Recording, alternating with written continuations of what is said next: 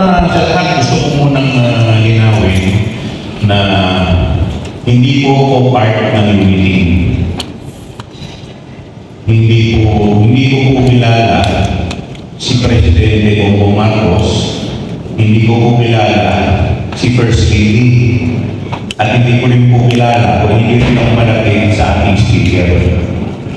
Diba? Parang malinaw. At hindi ko po binoto si President Bongbong Marcos para po sa inyong kaalaman.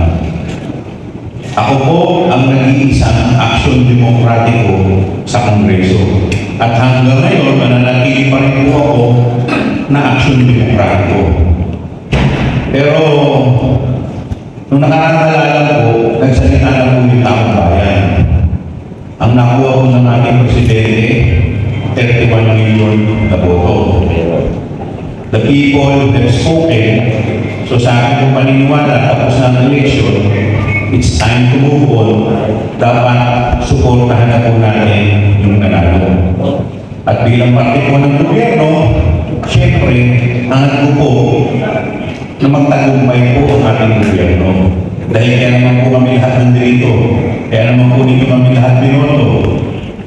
Para maging matagumpay ang gobyerno at inaasahan ng taong bayan na may iaangat sila sa kanilang kinalalagyan. Yun po ang papel namin dito sa gobyerno. Ngayon, inaanong po ninyo kung bakit po ako nagbigay ng komento. Sa akin po paniniwala, medyo tama na. Medyo sumusobra na yung banat sa Presidente. Tingin ko hindi na po ito banat at hindi na po ito nakakaganda sa ating bansa at sa ating ekonomiya. Pupunta po yung Presidente sa ibang bansa. Pag pumunta po ang Presidente sa ibang bansa, hindi na po siya si Bongbong Marcos. Siya na po ay ang Presidente ng Republika ng Pilipinas. Sa madaling salita, nire-representa na po niya ang ating bansa at lahat ng Pilipino.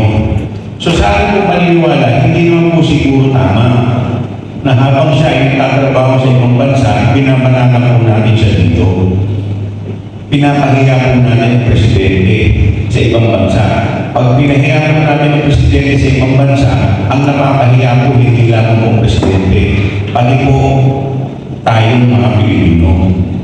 Kaya sa akin po, sana tama na po ito pamumulitika. Panahon na para tulong-tulong tayo para maiangat po natin ang ating bansa. Ngayon, bakit ko po sinasabi na dapat po mag-resign ang ating Vice-Presidente? Binabanatan, ilang ulit na po binabanatan ng pamilya ng ating Vice-Presidente, ang ating Presidente. At nakikita po natin mga ginagawa ng ating Vice-Presidente. At may mga pagkakataon na umakit pa po ang ating Vice-Presidente sa mga prayer rally na ginagawa ng kabilang kampo.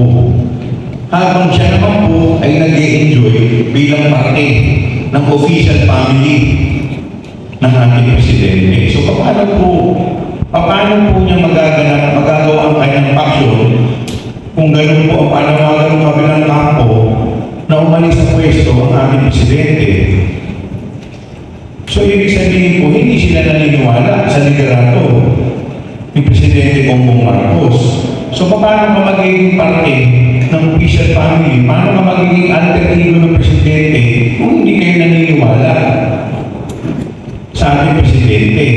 Eh hindi naman po natin may kakaila. Wala naman po tayong nakikitang effort sa ating Vice-Presidente para pigilan ang kanyang pamilya sa ginagawa. So yun lang po ang sa akin. Next question po. May nasabi din po kayo na kulangan si VP Sara sa kanyang pag-manage at pag-hatid sa DepEd. Ano po ba yung ibig sabihin po sa mga kakulangan po niya sa kanyang trabaho kayo? Well, meron kasi ng ginawa programa eh. Diba? Yung isang programa yung kung saan Biyernes, walang klase. Diba? Ano yung tawag doon yung Catch-up Friday. Yung Catch-up Friday. Diba? Maganda naman yung programa, layunin. Sabi nila, sa Friday, papasok yung mga estudyante. Tapos, ang gagawin ko ng mga estudyante, magbabasa. Pero basically, pupunta pa rin sa eskwela para magbasa. Diba? Ngayon, ang tanong ko po, ano pong babasahin? Kulang-kulang po tayo ng materialis. Ang nangyayari po sa ground, yung katotohanan. Ang nangyayari po sa ground, yung mga estudyante nag-a-absent na lang, o yung iba naglalaro lang ng cellphone, o kung ano ang ginagawa, hindi po na gagawa yung layunin talaga ng programa.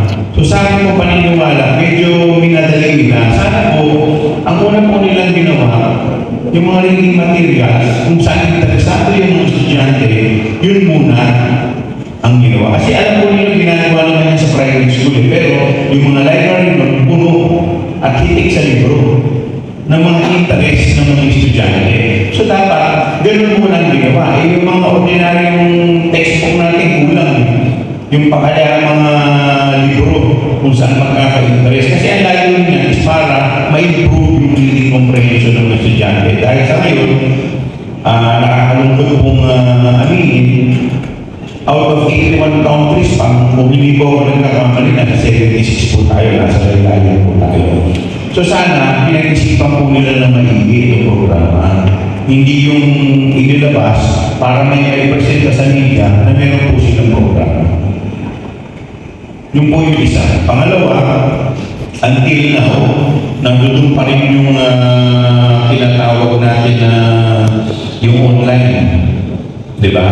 So, sa akin pong paniniwala, nakita natin yung mga produkto ng online. Talagang medyo napag-iiwanan. Bakit? Ba't ko po sinabi?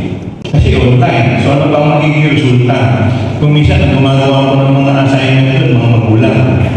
Diba? At minsan, hindi pa lang minsan, kadalasan yung mga bata dahil nasa bahay, distracted. Kasi nandun ka sa bahay mo, nakikita mo yung laruan mo, nakikita mo yung kapatid mo, nakikita mo nanay mo. Yung focus of attention nila, wala talaga dun sa paksa ng pag-aaral. So, tingin ko, mas maganda, face-to-face pa rin. Ayusin ngayon, dahil mainit ang panahon, ayusin natin yung oras. Diba? Ang pagpasok. So sa akin, sa tingin ko, ito po yung mga programa na dapat nilalutupad. Hindi mag-iisip lang tayong programa para meron tayong press release sa media. So siguro, dahil ito nga ang problema, dahil nga po sa politika, kaya dapat bigyan na rin natin ng free hand kung ang ating pong Vice President ay magre-resign, mabibigyan na ang Presidente ng free hand para makapamili na ipapalit niya sa ating Vice President nang sa ganun talagang makapag-focus sa pagpapatakbo ng DepEd. We have to remember na yung DepEd, yan po ang number 1 priority. In fact, sa ating konstitusyon, sa ating saligang batas, ito po ang may highest budgetary allocation. So sayang naman po, malaki ang pondo. Pinakamalaking pondo po dapat. Tapos, hindi ko natututukan ng maayos. Sa